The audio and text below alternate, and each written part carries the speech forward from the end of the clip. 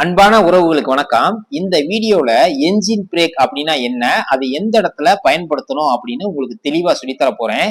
Class 3 practical main test அன்னைக்கு இதை நீங்க செய்யலைன்னா உங்களை ஃபெயில் போடுறதுக்கு வாய்ப்புகள் இருக்கு.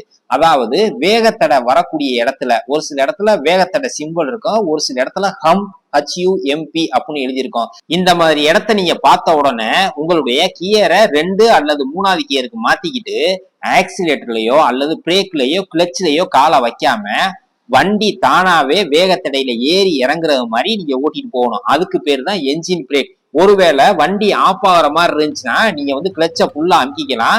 வண்டி ஆஃப் ஆகல அப்படின்னா வேகத்தடையை விட்டு இறங்கின உடனே நீங்க ஆக்சிலேட்டரை காலை வச்சு லேசா உங்க ஆக்சிலேட்டரை அமுக்கி உங்களுடைய ஸ்பீடை நீங்க கண்டினியூ பண்ணிக்கலாம். சரிங்களா? இந்த தகவல் பிடிச்சிருந்துச்சுன்னா லைக் பண்ணுங்க, உங்க ஃப்ரெண்ட்ஸுக்குலாம் ஷேர் பண்ணுங்க. இது போல பயனுள்ள தகவல் வேணும் அப்படின்னா நம்மளுடைய சேனலை சப்ஸ்கிரைப் பண்ணி வச்சுங்க. மீண்டும் ஒரு அடுத்த நல்ல வீடியோ சந்திப்போம். மகிழ்ச்சி.